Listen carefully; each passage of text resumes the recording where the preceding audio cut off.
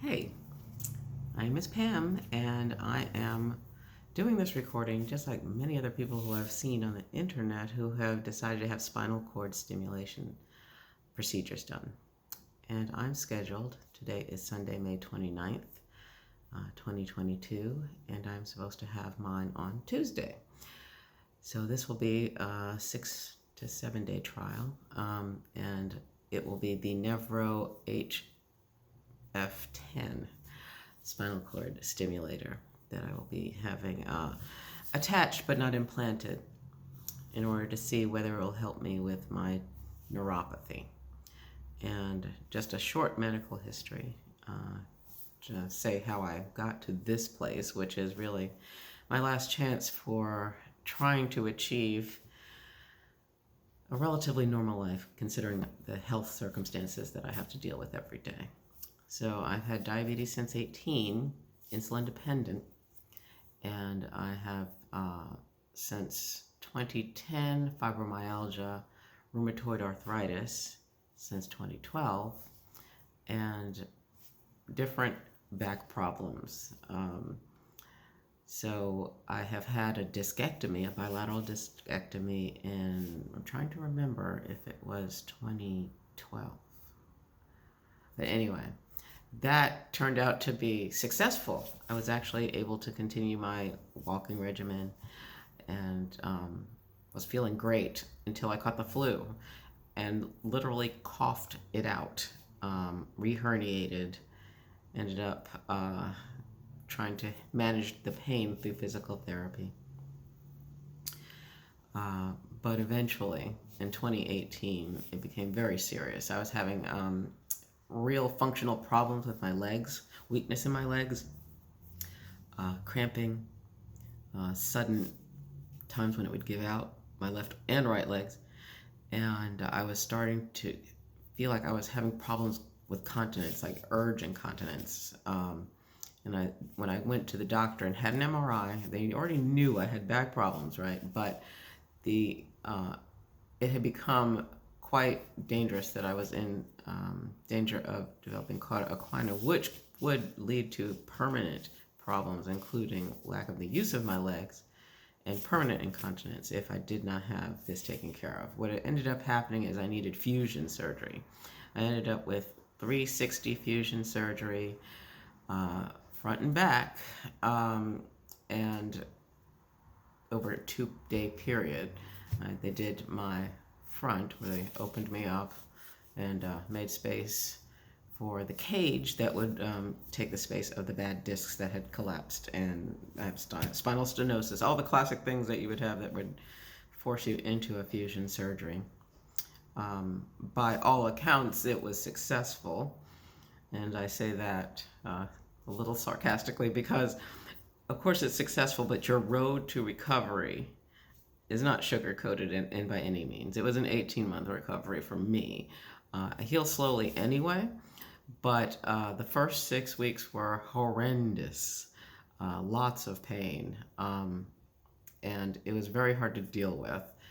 But I know that there are many of you out here who have been through that kind of pain, life-altering pain. Eventually, it doesn't disappear, but it dissipates enough that you can return to normal activities, which I have been able to enjoy for a couple of years. But one of the side effects of that surgery, unfortunately, was additional neuropathy. I already had existing diabetic neuropathy that was managed by oral medication alone.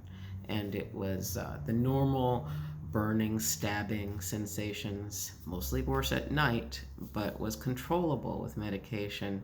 I was able to do my walking regimen of up to 3 miles a day before the 360 fusion surgery. After that, I started to walk up, and never quite managed to get back to the 3 miles a day, but the side effect of nerve damage from the surgery compounded the neuropathy.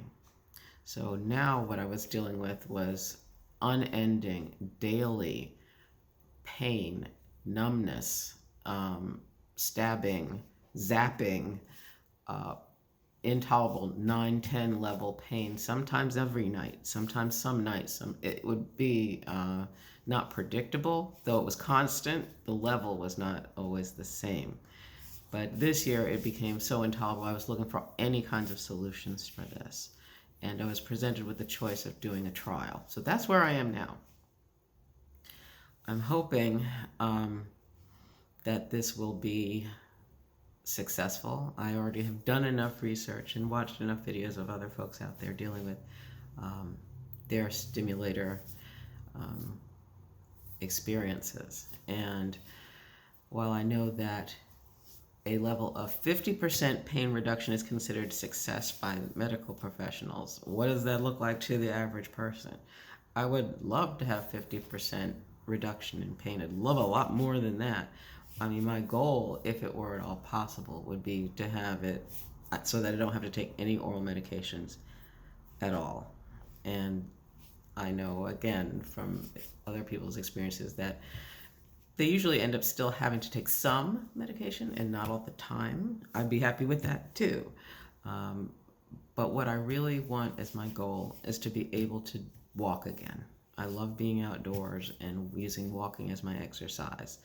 And since the period of time where I have not been able to walk, it has been, it has really lowered my mood. It's hard for me to enjoy any kind of activity where I have to do weight-bearing exercises. The literal pounding of my feet on the ground will result, while I can do it, when I get back from whatever walk, my feet are on fire. It's like a blowtorch on the bottom of my feet, and this lasts for hours. It's like you get punished for doing the physical activity.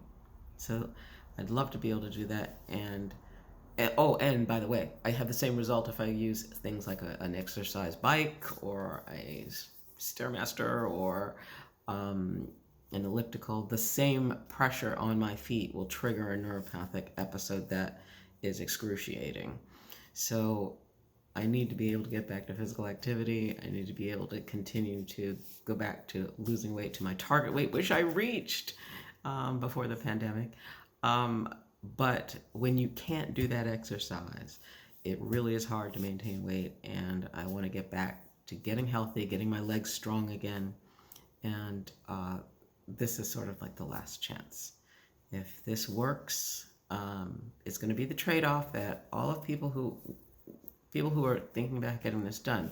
Remember, it is a life-changing experience in more than one way. It may help you a great deal, but the other issue that you have to deal with is having something implanted inside you that you have to carry a card to make sure that if you ever have a medical procedure like an MRI, that it's understood what kind of device you have and can you have an MRI. If you travel, if you go off on a weekend, you have to be able to charge this device. So you're tethered to a device. In fact, I'm already tethered to one device. I use the Dexcom G6 blood glucose monitor, which, it attaches to your abdomen and it monitors your blood sugar. That's a godsend if you're a diabetic. So anybody who's actually still poking your finger a few times a day, I'd highly advise, if you can get it, to get one of those. That's life-changing from a good perspective. So I'm a big advocate of technology. I just want to make sure that that it is a plus more than a minus. And having lived through the recovery of the back surgery, the fusion surgery, if you can avoid that kind of radical surgery, try any other means. I couldn't avoid it, but I can't say I regret having had it. It's saved my mobility, but I wouldn't want to have to go under the knife again for something that severe. So looking for great pain reduction in a few days. Hopefully the trial will go fine, but I'll give an update on how that procedure goes and what the recovery and experimentation on how it handles my pain levels will be. So talk to you soon.